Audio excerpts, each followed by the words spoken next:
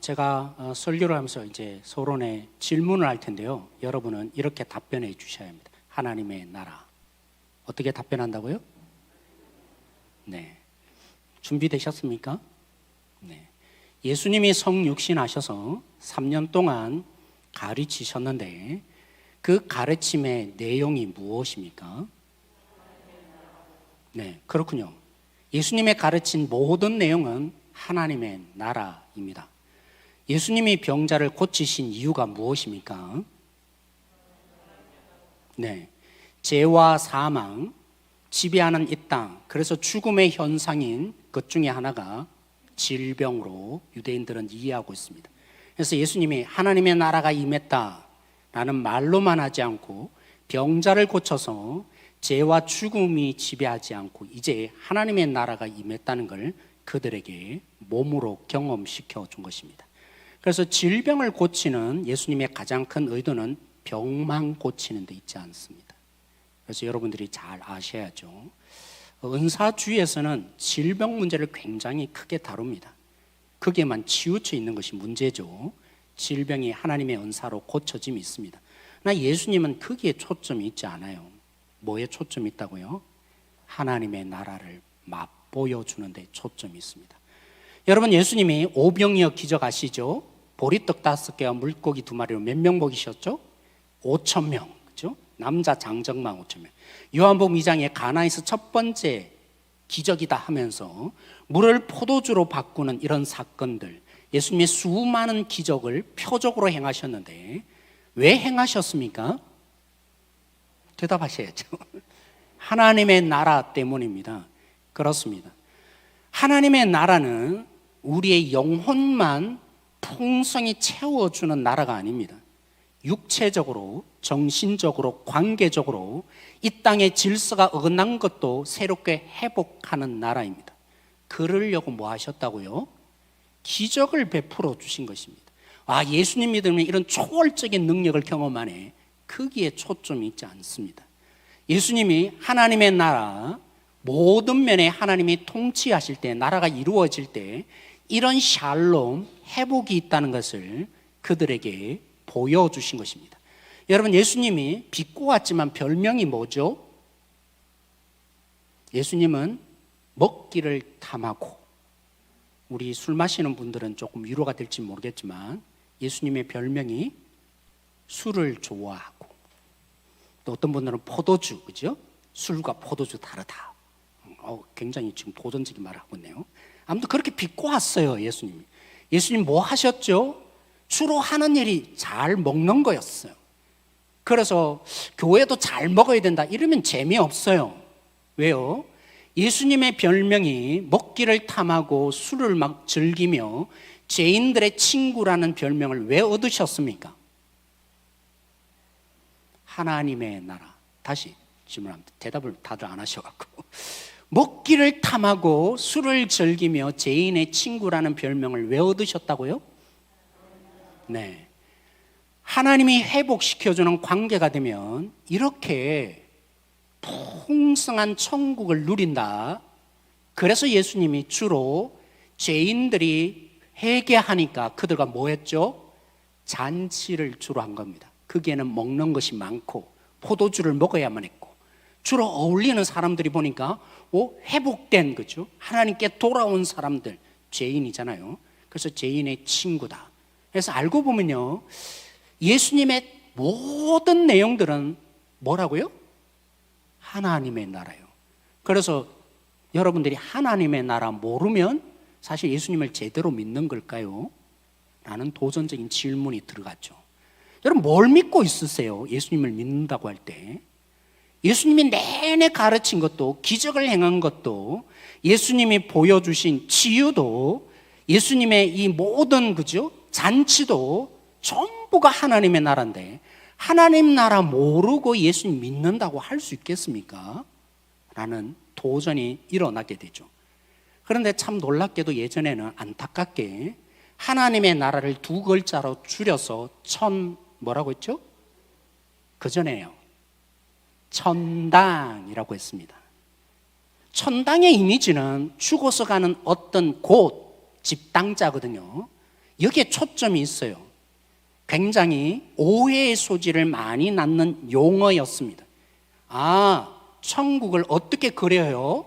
죽어서 가는 어떤 희왕찬란한 금으로 도배되어 있는 아픔도 없고 눈물도 없는 어떤 곳에 들어가는 것으로 그렇게 우리에게 다가와요. 천당이라는 용어가.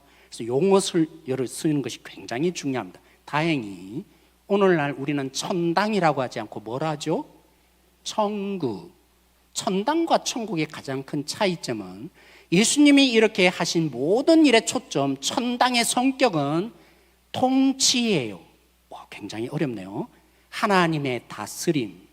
어떤 곳이 아니라 천국의 가장 큰 성격은 뭐라고요? 하나님이 다스린다. 이게 천국의 하이라이트예요. 이게 나랑 무슨 상관이 있습니까? 어찌되었든 천당이든 천국이든지 내가 가면 될 거 아닙니까? 하나님의 통치가 나에게 무슨 삶에 중요합니까? 이렇게 여러분들이 와닿을 수도 있어요. 그게 나랑 신앙생활에 무슨 의미입니까? 하나님을 믿으니까 천국 가죠. 죽어서, 그죠? 죽음이 없고 눈물도 없고 아픔이 없는 그곳에 가죠. 그리고 하나님 통치 뭘 믿어요. 그런데 천당과 천국의 이 극단적인 차이, 하나님의 통치가 왜 우리가 믿어야 할 것이며 중심이 되어야 하는지 저는 이번 기회를 통해서 여러분과 함께 나누려고요. 예수님이 궁극적으로 정말 천국 할 때 하나님의 다스림을 말씀하셨는가? 그 하나님의 다스림은 도대체 신앙생활에 무슨 의미가 있는 건가? 라는 부분들을 우리는 오늘 말씀과 세 번의 새벽 기도를 통해서 나누게 될 것입니다. 그리고 예수님 말씀하셨죠. 산상수훈의 핵심되는 주기도문에도 중심 주제가 되는 너희는 먼저 뭐라고요? 그의 나라와 의를 구하. 그의 나라가 뭡니까? 천국이요. 우리가 추구해야 될 것은, 우리가 목표로 해야 될 것은, 그리고 교회 공동체가 목표로 해야 될 것이 뭡니까? 천국을 추구하는 거예요. 그래서 이번 말씀을 통해서 우리 교회가, 여러분들이 저와 함께 정말 하나님의 나라를 추구하는 그 역사가 일어나기를 저는 소망합니다. 그러기 전에 먼저 우리 마태복음 4장 17절 말씀, 오늘 말씀의 배경을 위해서 이 말씀을 먼저 읽기를 원해요. 예수님 이 말씀을 마가복음에도 하셨는데 마태복음 우리 또 와닿아서 제가 같이 읽으려고 합니다. 마태복음 4장 17절 말씀 같이 읽어보겠습니다. 시작. 이때부터 예수께서 비로소 전파하여 이르시되 회개하라 천국이 가까이 왔느니라 하시더라. 예수님의 세례 요한이 이제 사라지고 난 뒤에 그때가 이때예요. 그렇죠? 예수님의 사역을 시작하는데 예수님이 뭘 가르쳤다고요? 뭘 전파했다고요? 무슨 복음을 전했다고요? 천국을요. 그 천국이 시간적으로 공간적으로 어떻게 해요? 빨간 것이 있잖아요. 가까이 왔다. 여러분 이 말씀을 보면 금방이라도 우리 앞에 천국이 있는 것처럼 다가옵니다. 그죠? 맞아요, 안 맞아요? 벌써 여기서부터 달라져요. 우리는 100세를 산다고 하면 지금 50대, 60대 사시는 분은 아직도 멀었네, 천국. 가는 곳으로 생각한다면. 예수님 말씀이 안 맞아요. 예수님 뭐라고 하세요? 가까이 와 있다라고 말씀하십니다. 특별히 유대인들 앞에서 예수님이 뭐 하셨죠? 병자를 고치시고 귀신을 쫓아내세요. 우와, 진짠가 보다. 예수님의 가르침과 가까이 천국에 와 있다는 가르침과 예수님이 행하신 사역만 보면 우와, 정말 가까이 왔나 보다 라고 유대인이 느낄 수 있는데, 근데 유대인들에게 탁 걸려 넘어져요, 이 말씀이. 왜냐하면 유대인들은요, 구약에, 그죠? 하나님의 나라 표현은 사실 없어요. 그날 여호와의 날이라고 표현한 그 말씀을 예수님이 하나님의 나라라고 구체적으로 바꾸었죠. 그들이 생각하고 해석하는 하나님의 나라는 이런 거예요. 천지개벽이에요. 뭐라고요? 천지개벽이에요. 어느 날 갑자기 완전히 일시적으로 세상은 끝장나고 악한 세상은 멸망당하고, 언제요? 갑자기, 그것도 차츰차츰 변화되는 게 아니라 그 하나님의 나라는 일시에 완벽하게 변한다 라고 그들은 기대하고 믿고 있어요. 예수님 천국 가까이 왔다 하잖아요. 근데 현실은 뭡니까? 예수님만 보면 진짜 천국이 가까운 것 같은데 자신들 눈앞에 펼쳐지는 현실이 너무 다른 거예요. 아니, 천국이 가까웠다는데, 하나님 나라가 가까웠다는데 왜 이방인들이 아직도 여전히 이 땅을 통치하고 있냐는 거죠.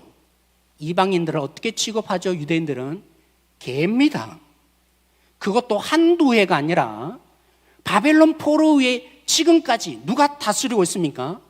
로마라는 저 악한 나라가 여전히 왕성합니다. 세계를 정복하고 있습니다. 무슨 하나님의 나라가 가까이 왔냐고, 천지개벽이 일어난 줄 믿었는데 이게 뭐냐고 하는 의문이 그들 속에 생깁니다. 그런데다가 그 로마에 빌붙어서 제사장은 어떻게 제사장 되는지 아세요? 어떻게 종교 지도자이 되는지 아세요? 로마에 잘 손발을 빌면 됩니다. 그들의 입맛에 맞춰주면 됩니다. 그런 속에서 백성들의 피를 빨아먹는 종교 지도자들, 어디 하나 소망이 없는 리더를 볼 때 유대인들의 입장에서는 의문이 생기는 거예요. 예수님의 가르침과 예수님의 사역을 보면 천국이 가까운 것 같은데 현실을 보니까 여전히 악이 있고 고난이 있는 세상. 공의에 공짜가 어디 있습니까? 구약 내내 가르치는 중요한 개념 중에 하나가 공의인데 공짜도 없는데 무슨 하나님의 나라가 가까이 와 있냐고 의문이 들어. 우리도 마찬가지죠. 사랑하는 성도 여러분, 예수님이 하나님 나라 가까이 왔다고 했는데 이미 2000년이 지났어요. 2000년만 지났나요? 2025년. 아니, 하나님 나라 가까웠는데 왜 이 땅에 악이 관영한 겁니까? 여러분이 분노하는 그런 일들이 뉴스 때마다 확인되는 것입니까? 도대체 하나님 나라 가까운 게 뭔 말입니까? 그리고 왜 이렇게도 고난이 많은지. 지난주도 성경 공부를 하는데 그죠? 어떤 가정에 참 고난이 많았더라고요. 왜 이렇게 예수님을 믿고 하나님의 나라를 주시는 그 예수님이 내가 믿고 있는데도 불구하고 눈물이 왜 이렇게 흐르는지, 아픔이 여전히 존재하는지 우리도 의문이에요. 예수님 뭐라고 가르치는 거예요 도대체? 뻥치신 거예요 예수님이? 심지어는 그래 차라리 하나님의 나라는 천당이야 이렇게 믿어줘요. 그죠? 그거 아니라고 했는데 죽어서 가는 나라이지. 하나님 통치? 무슨 통치해 하나님이? 하나님 어떻게 통치해? 악이 관영한 세상인데. 교회 안에서도 종종 실망하는데 무슨 하나님 나라가 가까워? 라는 의문을 품을 수밖에 없어요. 여기에 예수님이 오늘 본문과 여러 본문으로 답변을 해 주신 거예요. 하나님의 나라 너희들이 생각하는 그런 개념이 아니라고. 하나님의 나라는 이와 같으니라. 오늘 본문에 하나님의 나라를 어떻게 표현합니까? 농부가 씨를 뿌리는 것과 같대요. 그 씨가 싹이 트고 자랍니다. 그리고 열매를 맺어요. 마지막에는 뭐 한다고요? 추수를 한다. 유대인에게는 추수라는 말은요, 심판이에요. 여러분 구약 성경 많이 읽어보세요. 대부분 심판을 그죠? 추수로 그리고 있어요. 그래서 유대인에 딱 와닿죠. 하나님의 마지막은 심판이구나. 우리 그러면서 29절 말씀 다시 한번 읽어보십시다. 같이 읽어볼까요? 29절 말씀입니다. 시작. 열매가 익으면 곧 낫을 대나니 이는 추수 때가 이르렀습니다. 그렇군요. 하나님의 나라는 장소가 아니라 통치입니다. 이게 무슨 말입니까? 하나님은 어떻게 통치하십니까? 구원만 주지 않습니다. 우리는 구원을 준다. 하나님은 사랑하시니까 구원하셔야지. 아니요. 하나님은 반드시 심판하십니다. 이게 하나님의 나라입니다. 언제요? 추수 때에. 사랑하는 성도 여러분, 우리가 이런 마음들이 있어요. 현실만 보면 유대인들처럼 우리의 현실처럼 악인이 잘 돼요. 법을 어겨도 불법 편법을 행하더라도 잘 먹고 잘 살아요. 온갖 술수를 다 부려도 그들은 잘 돼요. 그러니까 자꾸 그죠? 나도 저렇게 살고 싶은데 라는 마음이 들죠. 왜 타협이 일어납니까? 세상에 무슨 공의가 어디 있습니까? 잘 사는 사람은 여전히 잘 삽니다. 그 잘 사는 사람들의 대부분은 악인들입니다. 평안합니다. 죽을 때도 병 하나 잘 안 걸리고 그냥 평안히 돌아가십니다. 누가요? 악인들이 더 잘 그렇게 돼요. 주님을 위해 살았는데 여러분 선교지 가면 순교당하는 사람이 한둘입니까? 이런 일들이 우리는 경험돼요. 근데 예수님 뭐라 그래요? 잘하는 것으로 끝난다고요? 추수한다. 반드시 열매가 있으면 낫을 내어서 추수한다. 사랑하는 성도 여러분, 우리의 삶에 일어나는 현상이 전부가 아니라고. 너희가 하나님의 나라를 믿으라고 합니다. 여러분이 천국에 갈 것을 믿는다면 믿으셔야 합니다. 목사님 어떻게 말씀대로만 삽니까? 이 땅이 있는데요. 그러다가 죽어요. 여러분 이 땅에서 영원히 살 겁니까? 이 땅에서 잘 먹고 잘 사는 것으로 끝장내실 것입니까? 하나님은 구원만 하지 않아요. 심판하십니다. 하나님이 반드시 이 땅에 예수님을 왜 이 땅에 다시 보내십니까? 낯을 대기 위해서 여러분들이 이 땅에 살면서 주님을 믿다가 억울하며 눈물 흘리며 주님 뜻대로 사는데도 불구하고 때로는 제대로 그 열매를 얻지 못하는 결과를 얻음에 수고하였다고. 반드시 그 마지막 심판의 때에 하나님은 구원과 심판을 동시에 일으키는 그 하나님의 나라를 우리 속에 가까이 두고 계십니다. 하나님이 심판하신 것을 믿으세요? 너무 심각하십니다. 안 믿으세요? 하나님 심판하세요. 너무 억울해하지 마세요. 사실 저도요 억울할 때가 한두 번 넘어질 때가 있지만 저를 위해서 말씀을 또 선포하고 싶어요. 억울해할 필요가 없어요. 우리가 끝장낼 필요가 없어요. 하나님께서 반드시 되갚으세요. 우리가 행한 대로 그 모든 일을 끝장내는 공의와 구원을 동시에 이루시는, 구원만 가져다 주시는 통치가 아니라 구원과 심판의 그 마지막 때, 그게 하나님의 나라라고, 그것이 여러분들이 천국에 간다고 생각했던 그때예요. 그런데 심판 전에는요, 오늘 27절 말씀 우리 같이 다시 한번 읽어볼까요? 27절 말씀 시작. 그가 밤낮 자고 깨고 하는 중에 씨가 나서 자라되 어떻게 그리 되는지를 알지 못하느니라. 그가 누굽니까? 농부가요. 씨를 뿌린 자가 압니까? 뭘 모릅니까? 어떻게 이 씨가 싹이 텄는지, 어떻게 자라는지, 어떻게 열매를 맺는지 씨를 뿌린 자가 모른대요. 그렇죠? 윤수장 그렇죠? 오늘 가보니까 자란지 알죠? 자라고 나니까 알아요. 어떻게 자랐는지 몰라요. 근데 이 씨를 뿌린 자가 누굽니까? 놀랍게도 오늘 씨를 뿌리신 예수님이, 하나님 나라를 이 땅에 씨를 뿌리신 예수님도 모르겠대요. 놀랍습니다. 하나님의 아들이신 예수님도 하나님만 아신다라고 말씀하십니다. 그렇다면 오늘 우리야 오죽하겠습니까? 여러분 이 땅에 왜 타협합니까? 왜 이 땅의 방식대로 대충대충 하나님 나라도 추구하고 세상 방식도 따르고 그렇게 살려고 합니까? 내가 원하고 내가 기대하고 내가 바라는 그때의 열매가 맺히고 내가 원하는 효과를 바라니까. 그래서 보니까 효과가 안 일어나네. 이런 결론 안 나네. 그래서 세상 살려면 말씀도 한편으로 따르고 세상이 원하는 방식도 따라야지 하면서 타협이 일어나는 거예요. 특별히 누가 절망하고 좌절하고 그죠? 그만둡니까? 주를 위해서 사는 자가 더 그래요. 주님 때문에 더 넘어져요. 왜요? 하나님 이게 뭐냐고. 하나님 이게 교회냐고. 하나님 정말 주를 따르는데 이런 결론 맺을 거냐고. 그 속에는 뭐가 있습니까? 내 때에 지금 당장에 있든지 아니면 10년 후라도 변화는 있어야겠고 열매는 맺어져야겠고 그 열매도 어떻게 생각합니까? 내가 생각하는 방식, 내가 원하는 그 열매를 그리다 보니까 넘어지는 거예요. 그게 안 보이니까. 28절 말씀도 우리 같이 읽어보십시다. 하나님 나라의 세 번째 특징을 얘기하는데 우리 같이 읽겠습니다. 시작. 땅이 스스로 열매를 맺되 처음에는 싹이요 다음에는 이삭이요 그 다음에는 이삭의 충실한 곡식이라.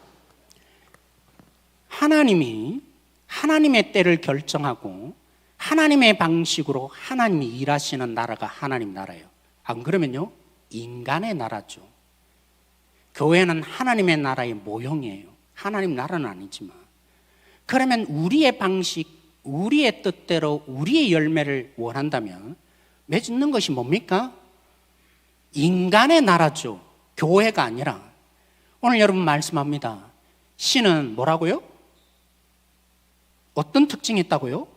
스스로 자란대요. 여러분 그런 거죠. 이렇게 비유할 수 있어요. 자기만을 위해서 살던 사람이 하나님의 통치를 받고 변해요. 그래서 주님의 뜻이 뭔지를 고민하고 주님 뜻대로 살고자 하는 갈망함이 일어나요. 교회에 왜 옵니까? 예전에는 복 받기 위해서 왔어요. 그래서 내면을 잘 들여다보면 건강해지고 싶고 평안해지고 싶고 잘 되고 싶은 그 마음이 틀렸다는 게 아니라 그 본질을 들여다보면 뭐예요? 하나님을 이용해요. 하나님의 영광이 중요한 게 아니라 내가 잘 되기 위해서 주님이 필요한 거죠. 예배를 통해서 내 문제가 해결되기만을 원하는 철저히 자기중심적인 나를 위해서 하나님을 이용하던 자가 스스로 자라는 그 씨, 생명에 의해서 그가 바뀌어져요. 그래서 이제는 하나님을 위해서 살고 싶어져요. 하나님 위해서 헌신하며 하나님이 놓치지 않는 한 사람 한 사람을 위해서 용서하며 그를 받아주며 섬기는 사람, 이런 거죠. 그래서 열심과 최선은 하나님 나라를 이루는 요소가 아니라 하나님의 나라가 그에게 생명으로 나타남으로 나타나는 열매인 거죠. 우리 여기서 자꾸 착각해요. 열심을 부리면 하나님의 나라 이루자. 천만에요. 우리에서 이루어지는 나라가 아니에요. 그러면 세상 나라예요. 우리의 공동체일 뿐이에요. 그냥 교회일 뿐이에요. 하나님의 나라는 스스로 자랍니다. 다시 말하면 하나님이 이루십니다. 때도 하나님이 결정하시고 하나님이 자라게 하시며 열매를 거두게 하시는 최종 결정도 하나님이 하십니다. 이 하나님의 통치, 이걸 믿기 시작하면요 넉넉해져요. 참 저는 그렇지 못한 것 같아요. 오늘 말씀을 준비하면서도 악을 보면 막 분노가 일어나고 그 좀 바꿨으면 좋겠고 이런 마음들, 그죠? 못 견디겠고 어떻게든 다른 방법으로 해보고 싶고. 그런데 하나님이 이루신 것을 믿으면 어떤 장로님 저한테 그렇게 충고하시더라고요. 목사님, 하나님이 하세요. 그런데 그때는 그러고 싶지 않은 거예요. 하나님이 이루심을 믿으면 악이 있고 문제가 있더라도, 그죠? 어떻게든 그거 없애려고 그런 마음으로 살지 않죠. 우리 다음 새벽 예배 때 그 본문을 더 다루게 될 것입니다. 넉넉해져요. 포용력이 생겨요. 그리고 두려워하지 않죠. 지금 조금 못해도, 지금 조금 어려워도, 지금 낭망스러워도 그게 끝이 아니니까 불안함이 내 마음 가운데 사라지기 시작하죠. 그래서 하나님의 통치가 중요해요.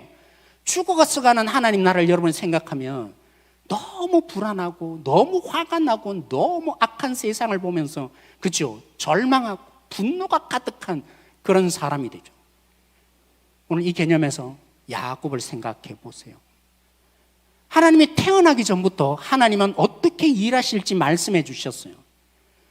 이삭에게 너의 아내가 배중에 두 태가 있는데 서로 싸우고 있는데 큰 자가 작은 자를 섬기리라. 이게 하나님의 뜻이었어요. 하나님의 나라는 그렇게 이루어진다고 말씀하셨어요. 근데 야곱은 그죠? 하나님의 복을 내 열심과 최선으로 이루려고만 해요. 내가 열심히 하면 그 복이 나에게 오게 하는 것으로, 소유하는 것으로 생각하니까 야곱이 무슨 뜻을 갖고 있죠? 거짓말쟁이, 꼼수. 그래서 결과만 중요해요. 방법은 중요하지 않아요. 얻으면 되니까, 가져오면 되니까, 하나님의 복을 내가 취한다고 생각하니까 꼼수, 꼼수, 꼼수, 꼼수. 꼼수를 버리지 못하죠. 만약 큰 자가 작은 자를 섬기는 그 하나님의 원리를 생각했다면, 비록 아버지가 그 뜻을 생각하지 못하고 자기 마음에 드는 자가 큰 형, 그죠? 에서였고, 그래서 복을 주되 이제까지 자기에게 음식을 늘 제공하던 사냥감으로 그 고기를 주면 내가 진짜 복을 주겠다고 마음도 넉넉한 마음으로, 기쁜 마음으로 음식에 취해서 내가 축복하리라 할 때 야곱이 진짜 하나님의 일하심을 생각했다면 전혀 다른 일이 이루어져도 그렇게 했겠어요? 그런데 하나님의 복을 내가 이루는 것이라 생각하니까 꼼수를 부렸죠. 형으로 변장하고, 형이 아니라는 것이 들통나는, 너 음성은 야곱이다 했을 때 얼마나 두려웠을까요? 그런데 끝내 형이라고 속이며 결국 복을 받았지만 진짜 복이었습니까? 여러분 잘 보세요. 축복을 받았지만 진짜 복이 되었어요. 그는 두려움을 피해서, 형의 죽임을 피해서 달아나는 인생 20년 내내 살았어요. 가나안 땅에 들어오지도 못했어요. 그에게 유일한, 그죠? 동력자이며 그에게 힘이 되어주던 어머니 살아 생전에 보지 못하고, 죽은 이후에도 유언 하나 듣지 못하는 인생을 산 자가 야곱이었어요. 결국 하나님이 역사하셔서 가장 큰 하나님이 섬기고 섬겨주셨죠.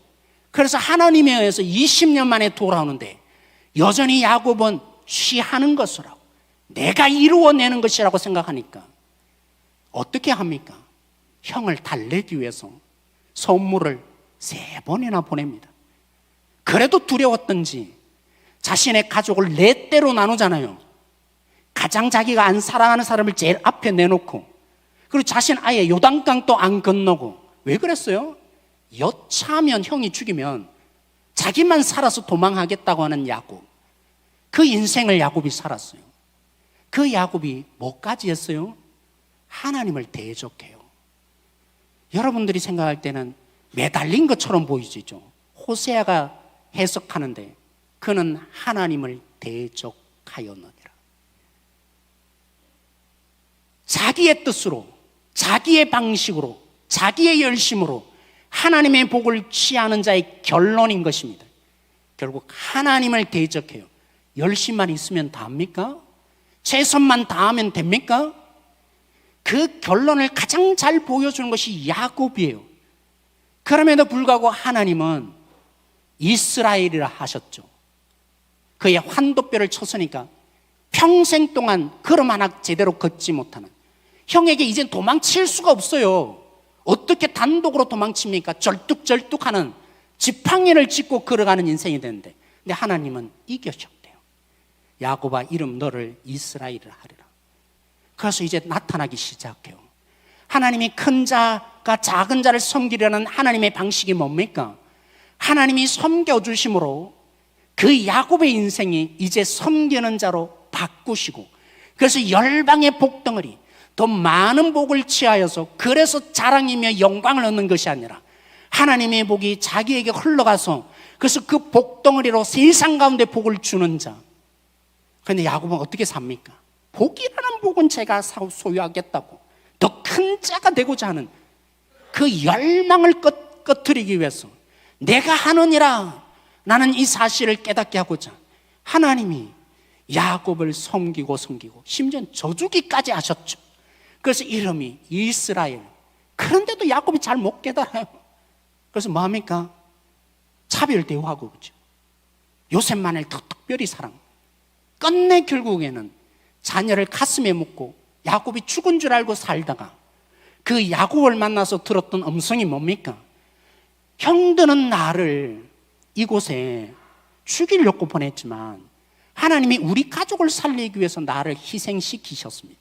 그런 거구나. 하나님의 복은 이렇게 흘러가는 거구나.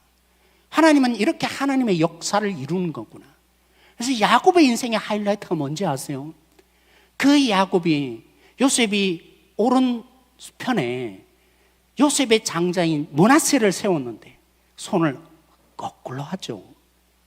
하나님의 복은 핏줄에 달린 것도 아니고 우리의 열심에 달린 것도 아니고 하나님이 일하셔. 하나님의 방식으로 일하셔. 그래서 가장 반대되는 모습으로, 그죠? 십자가의 모습으로 손을 어긋맡겨서 축복하여서, 그러면서 뭐라고 고백합니까? 바로 앞에 가서 나의 인생은 이제까지 나그네 인생을 살았습니다. 왜 떠돌이 나그네 인생을 산 겁니까? 하나님의 복을 자기가 쟁취하려고 하다가, 그러니까 결과만 중요했기에 방법은 중요하지 않고 하나님의 뜻은 중요하지 않고 어떻게든 크게 되려고만 하니까 나그네로 살다가 말년에 죽을 때가 되어서 하나님의 뜻을 깨닫고 하나님의 방식을 선포하는 야곱이 되었죠. 사랑하는 성도 여러분, 교회가 뭡니까 도대체? 교회는 어떤 곳이 되어야 합니까? 하나님의 통치를 믿고 하나님의 통치를 믿는다면 하나님이 어떻게 일하시는지, 하나님은 누구이신지, 하나님은 어떤 방식으로 일하는지, 결과만 중요한 게 아니라 바벨론과 같은 큰 교회를 이루는 게 중요한 게 아니라 하나님은 도대체 어떤 방식으로 어떻게 일해 가시는가, 그 하나님을 믿고 신뢰함으로 그 하나님의 뜻대로 자신을 맡기는 인생, 그것이 흘러가는 것이 교회 아닐까요? 그 하나님의 통치가 우리 가운데 이루어져야 될 것이 교회가 아닐까요? 여러분, 니고데모 얘기도 한번 해볼게요. 니고데모는 가장 인간적으로 말하면 구원받을 가망성이 많은 사람이었습니다. 성경을 연구했죠.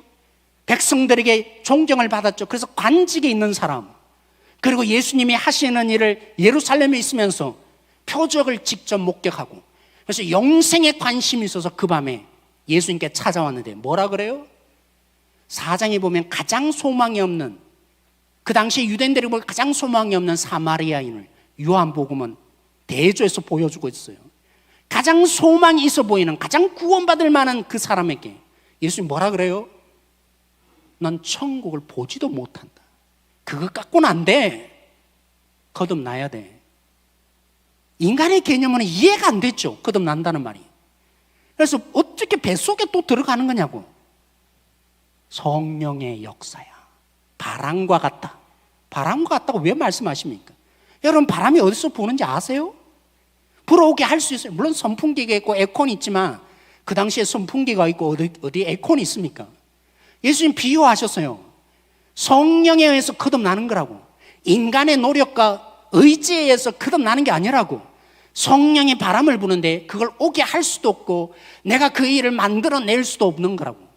그것만 얘기하셨네요. 그러니까 내가 이 땅에 와서 모세가 광야에 뱀을 뜬 것 같이, 그 뱀을 쳐다보는 자마다 구원을 얻은 것처럼 제2의 중독에 걸렸던 자들이 나를 하나님께서 십자가에 매달고 죽이시고 구원을 주신 하나님의 이 구원의 방식을 너희들이 의지하고 받아들이는 자. 아니, 내가 착하게 살아봐야지, 내가 열심히 해야지, 그거 안 된다고. 그럴 존재가 아니라고. 우리를 믿을 수 있도록 성령이 역사하시고 구원조차도, 구원의 방식조차도 하나님이 다 하신 일, 요한복음에 그 비밀을 얘기하고 있어요. 말씀을 정리합니다. 하나님은 어떻게 통치합니까? 구원하시기만 하지 않아요. 심판하세요. 반드시 끝날에 다시 오셔서 이 땅을 심판하십니다. 심지어 교회도 심판하겠죠. 하나님의 그 통치가 없는 이스라엘도 심판하시는데 왜 교회를 심판하지 않으실까요? 그리고 하나님은 우리가 원하는 때에 우리의 방식으로, 우리의 효과로 일하지 않습니다.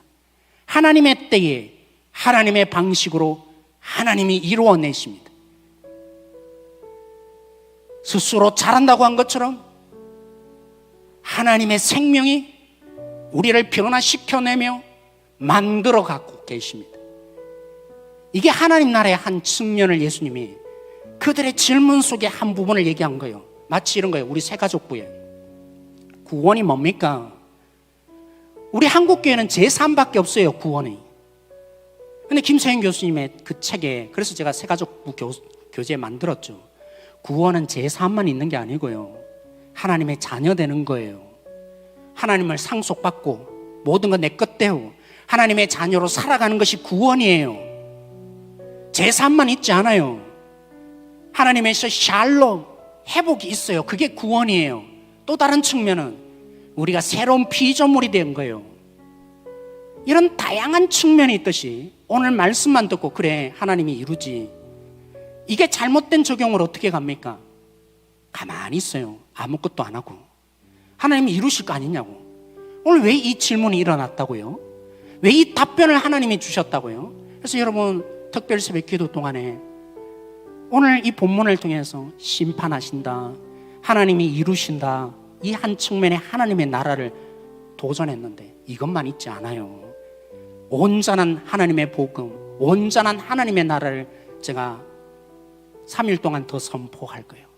그 하나하나를 들으시고 함께 그 나라와 그 의를 구하여 가는, 우리 교회를 향해서, 때론 이 세상을 향해서, 조국을 향해서 실망한 자들은, 분노가 일어난 자는 다시 하나님의 나라에 초점을 맞추어서 이 땅을 품어내며 교회를 사랑하고 이 땅에 뛰어드는 자, 특별히 주를 향한 열심으로 교회를 세워보고자 한 자들이 야곱을 꺾어버리시고 이스라엘을 만드신 그 하나님의 방식을 고민해가며 하나님이 어떻게 통치하시는지, 하나님은 어떻게 하나님의 나라를 이루시는지 하나님 앞에 항복이 일어났어. 주님, 주님의 뜻대로 지금 당장이 아니어도, 지금 당장에 그 열매가 없더라도 주님이 원하시는 그 길을 끝까지 가겠습니다.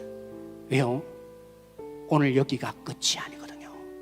오늘 여기서 끝장내지 마십시다. 오늘 여기서 교회를 끝장내지 마십시다. 오늘 여기서 조국을 끝장내지 마십시다. 여러분들이 그죠? 실망하고 자녀들 안 될 거라고 여기는 그 자녀들 하나님이 역사하셔서 하나님이 바꾸어 달라고 오히려 더 부르짖어야 하지 않을까요? 오늘 이 조국을 보면서, 절망적인 이 조국의 상황을 보면서, 주님, 그러니까 하나님이 필요하죠. 하나님이 통치하셔야 됩니다. 뜻이 하늘에서 이룬 것만이 아니라 오늘 이 땅에도 이루어 주십시오. 그런 기도자가 되십시다.